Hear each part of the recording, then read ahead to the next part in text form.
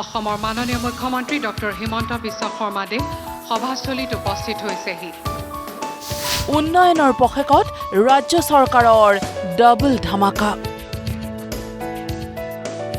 আজিৰে পৰা ৰাজ্যত আৰম্ভ অৰুণোদয় পষেক। আজিৰে পৰা আৰম্ভ ৰেচন কাৰ্ড বিতৰণ কাৰ্যসূচী। আজি সৰু সজাইত ৰেচন কাৰ্ড বিতৰণ কাৰ্যসূচীৰ শুভাৰম্ভ কৰে মুখ্যমন্ত্ৰী ডক্টৰ হিমন্ত বিশ্ব শৰ্মাই। আজি মুঠ 6,52,000 পৰিয়ালক প্ৰদান কৰা হয় প্ৰথম পৰ্যায়ৰ ৰেচন কাৰ্ড। এই মাহতেই 20 লাখ লোকক দিয়া হ'ব এই ৰেচন কাৰ্ড। প্ৰতি ব্যক্তিৰ বিপৰীতে 5 কেজিকৈ চাউল পাব।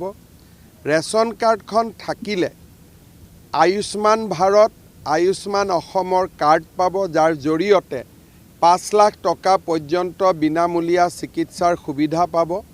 তৃতীয়তে ৰেচন কাৰ্ডখন থাকিলে উজ্জ্বলা গেছ পাব। গেছৰ চিলিণ্ডাৰৰ দাম বজাৰতকৈ কমত পাব। আৰু চতুৰ্থতে ৰেচন কাৰ্ডখন থাকিলে তেওঁলোকে অৰুণোদয় আঁচনিৰ বাবে আবেদন কৰিব পৰাৰ যোগ্যতা লাভ কৰিব।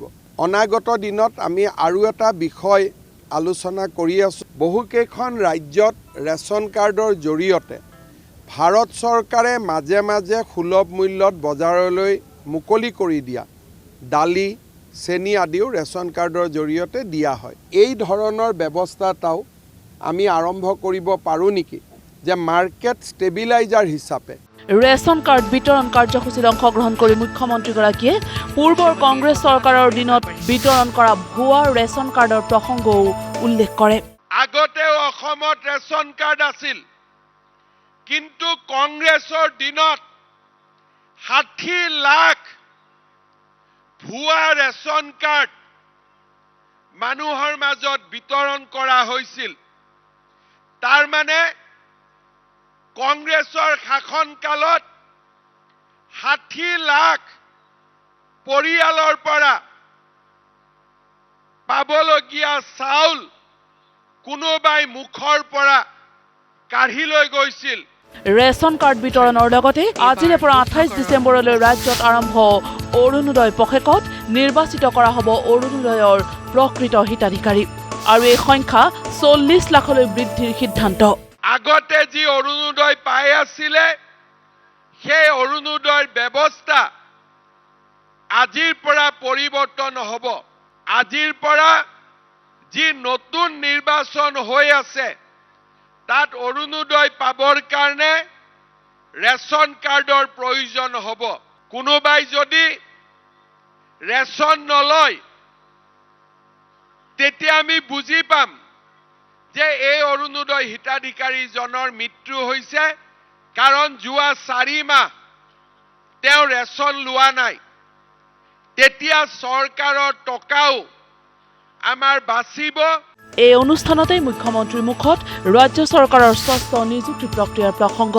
মোৰ এইখন হাতেদি মই মুখ্যমন্ত্ৰী হোৱাৰ পিছত 1.5 লাখ ল'ৰাক চাকৰি দিলো। আৰু মই যদি 1 লাখ টকাকৈ ললোহেঁতেন, মই 1500 কোটি টকা মোৰ ঘৰত মই জমা কৰিব পাৰিলোহেঁতেন। আৰু চাকৰিৰ কাৰণে মাত্ৰ 1 লাখ টকা দিবৰ বাবে কোনেও আপত্তিও নকৰিলেহেঁতেন।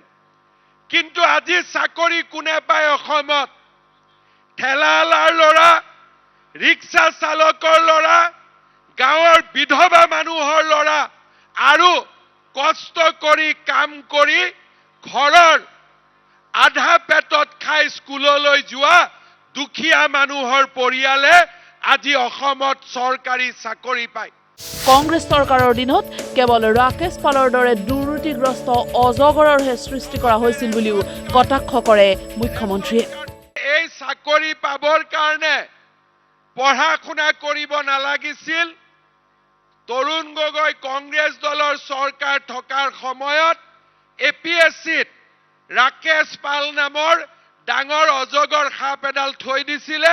আপুনি 1 কোটি দিয়ক, 50 লাখ টকা দিয়ক, চৰকাৰী চাকৰি লৈ যাওক। আজি সৰুসজাইত গুৱাহাটী মধ্যম বিধানসভা সমষ্টিৰ 14,328 গৰাকী আৰু জালুকবাৰী সমষ্টিৰ 16,411 গৰাকী নতুন হিতাধিকাৰীক দিয়া হয় ৰেচন কাৰ্ড। আনহাতে জিলাই জিলাই ৰেচন কাৰ্ড বিতৰণ কাৰ্যসূচীত অংশগ্ৰহণ কৰিছে মন্ত্ৰী বিধায়কসকলে।